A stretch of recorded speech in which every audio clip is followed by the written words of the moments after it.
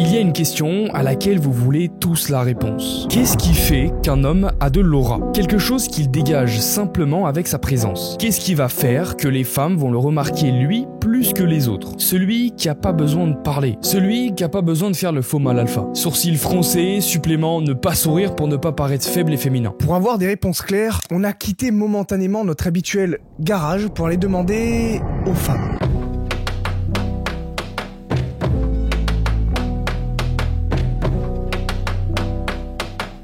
Hop.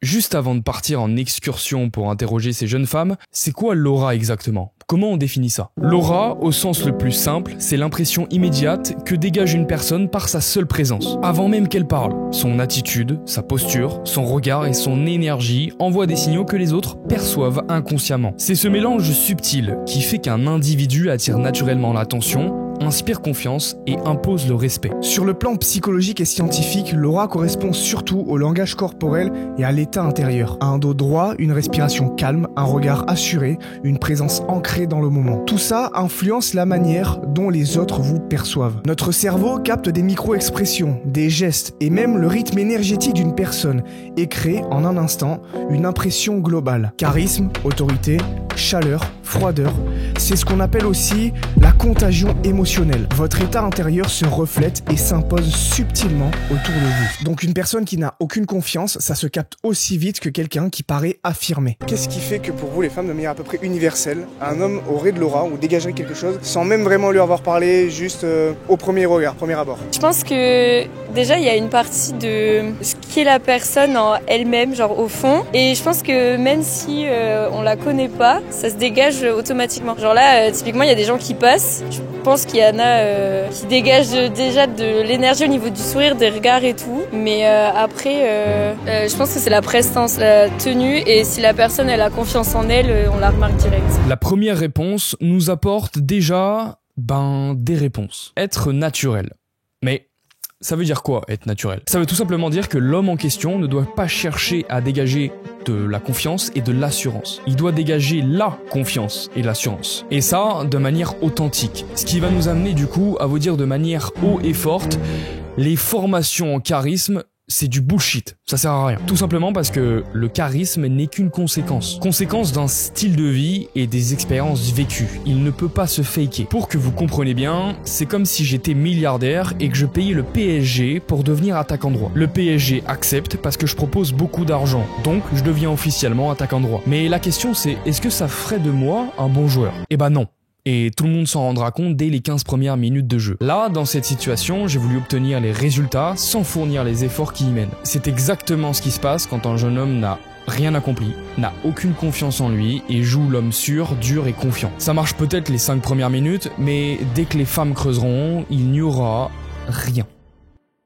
Globalement, ce qui compte, c'est s'imposer un style de vie riche en expérience qui permet à la confiance de voir le jour. Pratiquer un sport qui forge le corps, l'esprit et qui demande courage, patience et discipline. Se fixer des objectifs ambitieux et tout faire pour les atteindre. En 3 mots, difficulté, effort et inconfort. C'est le cocktail parfait pour progresser chaque jour et créer notre propre confiance en nous. Vous ne paraîtrez pas juste sûr de vous, vous serez sûr de vous grâce à vos challenges quotidiens et difficiles. Un agneau peut se déguiser en lion, mais ça reste un agneau. La solution, c'est de tout faire pour devenir un vrai lion. Physiquement, je pense. Okay. Parce que si on n'a pas parlé, on peut pas. Enfin, c'est le physique qu'on va avoir comme première impression. Et après, tout dépend dans le cadre dans lequel on croise la personne. Sa façon de s'habiller, la façon d'occuper l'espace, de regarder les gens. Je pense que ça y joue. Je trouve que la démarche d'un mec, ça fait tout. Ouais, non, mais c'est vrai. Ouais, l'assurance. Je pense l'assurance, le charisme, quoi. En gros, il est confiant et vous voyez que c'est pas faké, quoi. Non plus. Non, ouais, voilà. Pas le mec faké qui en fait trop, quoi. Mais de la vraie, genre juste de la confiance bien dans ses baskets, quoi, tranquille. Est-ce que le style vestimentaire, parce que des fois il y a des hommes, ils ont confiance en eux, mais ils en ont rien à foutre, ils s'habillent mal. Est-ce que ça joue quand même? Ouais, okay. ouais, ça joue. Oui, ça joue un peu. Ça dépend, il peut ne pas être forcément très beau mais avoir du charme et ça peut tout changer. Comment il parle aussi, c'est hyper important. Okay. dégage une good vibe un peu souvent. Ouais. Moi j'aurais dit le charisme, la prestance, genre rien quand on le regarde s'il est négligé ou pas, genre s'il est bien habillé ou quoi, je sais pas. Après ça dépend des critères aussi des gens, mais la manière dont il se comporte, si dans un restaurant, dans un bar, s'il dit pas bonjour ou s'il parle mal au serveur et qu'on l'entend, enfin je sais pas, des trucs basiques quoi. Et je pense que ça compte aussi, enfin s'il paraît négligé ou quoi. Ouais, forcément un peu. S'il arrive avec son vieux t-shirt troué là, non.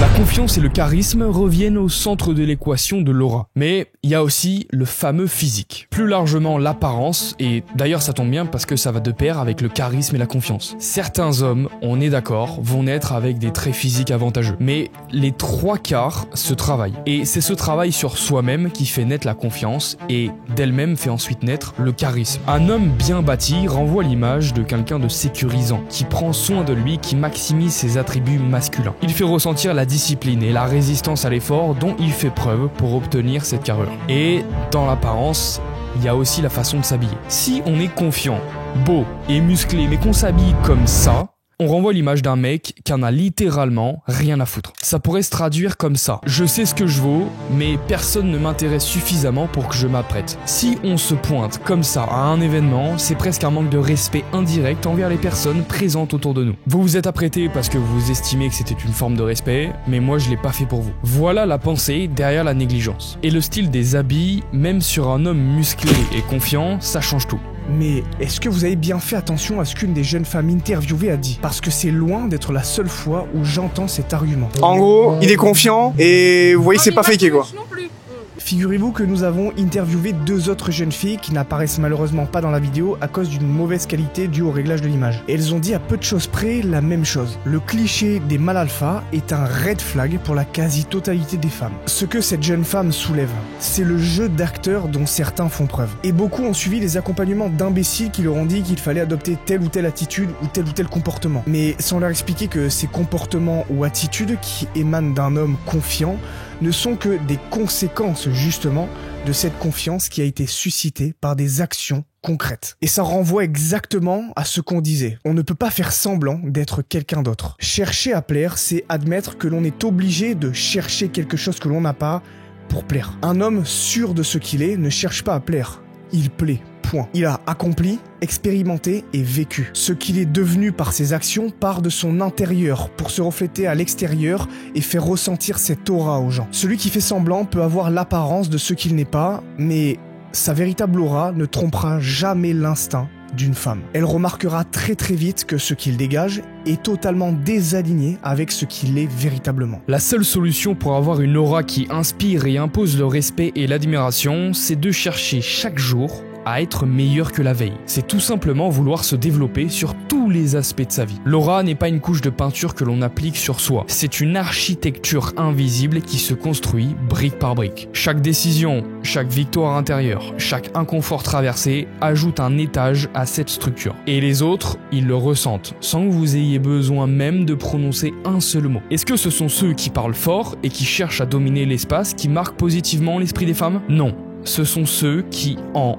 entrant dans une pièce, imposent leur présence simplement par leur calme et leur assurance. Le silence d'un homme sûr de lui en dit 1000 fois plus que les attitudes forcées de celui qui cherche à prouver. Et elle est là, la réponse. C'est très simple. Si vous cherchez à prouver, c'est que vous n'avez rien à prouver. Alors de ce constat, soit vous décidez de travailler sur vous pour devenir votre meilleure version, soit vous achetez la formation douteuse d'un mâle alpha ou Gaouga Silex Testo. Vous ne pouvez pas tricher avec votre aura. Les femmes le sentent immédiatement. Leur instinct est plus affûté que vous ne l'imaginez. Ce que vous essayez de masquer derrière une attitude fabriquée, elles le perçoivent très tôt. Votre insécurité transpire. Mais à l'inverse, vos victoires intérieures, vos efforts, votre discipline, elles le sentent aussi. C'est là qu'a été l'erreur d'énormément d'entre vous. L'aura ne se travaille pas. Elle est la conséquence de ce que vous êtes. Un homme qui se bat pour la grandeur, pour sa grandeur, pour une mission plus grande que lui devient naturellement fascinant. Son énergie ne stagne pas. Elle rayonne. Et c'est pour ça que la majorité échoue. Ils veulent l'aura sans comprendre d'où elle vient. Ils veulent les effets sans la cause. L'aura n'est que le reflet de votre parcours.